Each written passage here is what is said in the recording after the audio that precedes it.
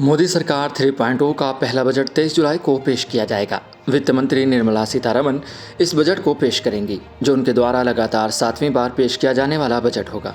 इसके साथ ही वह ऐसा करने वाली देश की पहली वित्त मंत्री बन जाएंगी।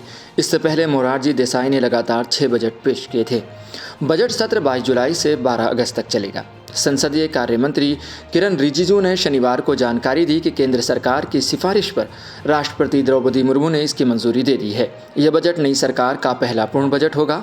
फरवरी में सरकार ने अंतरिम बजट पेश किया था। आइए जानते हैं कि इस बजट में क्या कुछ खास हो सकता है। उम्मीद की जा रही है कि इस बजट में मिडिल क्लास के लिए राहत होगी। नौकरी पेशा लोग इनकम टैक्स के स्लैब में बदलाव की उम्मीद कर रहे हैं। स्टैंडर्ड डिडक्शन में राहत के संकेत मिल रहे हैं।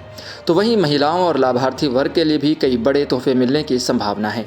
अगर बात की जाए सरकार की, तो सरकार इंफ्रास्ट्रक्चर और एनर्जी पर खास फोकस कर रही है, यानी कि सरकार का प्रमुख ध्यान इंफ्रास्ट्रक्चर और एनर्जी सेक्टर पर रहेगा।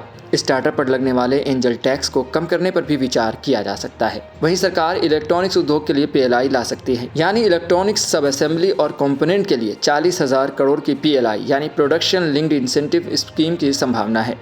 वहीं insolvency and bankruptcy code IBC 2.0 में भी संशोधन किया जा सकता है।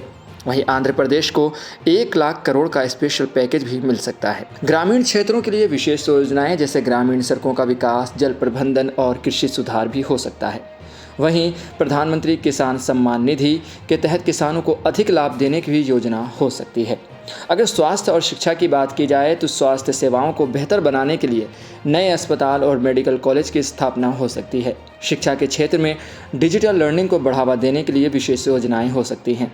वहीं पर्यावरण और हरित ऊर्जा की भी बात कर लेते हैं, तो सौर ऊर्जा और पवन ऊर्जा के क्षेत्र में निवेश बढ़ाने के लिए नई योजनाएं लाने की उम्मीद है। पर्यावरण संरक्षण के लिए वन संरक्षण और जलवायु परिवर्तन की नीतियों में भी सुधार किया जा सकता है। अगर रोजगार सृजन की बात की जाए, तो रोजगार के अवसर बढ़ाने के लिए नए उद्योगों और MSMEs micro small and medium enterprises के प्रोत्साहन दिया जा सकता है।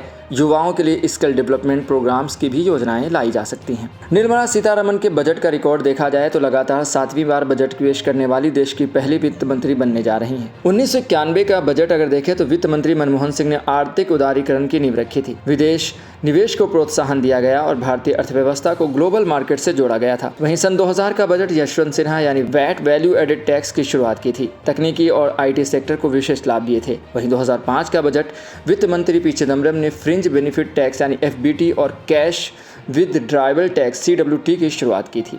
तो मोदी सरकार 3.0 का पहला बजट देश की आर्थिक दिशा और नीतियों को निर्धारित करेगा। मिडिल क्लास, महिलाओं और स्टार्टअप्स के लिए महत्वपूर्ण घोषणाओं की उम्मीद है। वित्त मंत्री निर्मला सीतारमण के नेतृत्व में यह बजट ऐतिहासिक होने जा रहा है, जो देश के आर्थिक विकास और सुधार के लिए महत्वपूर्ण कदम साबित होगा।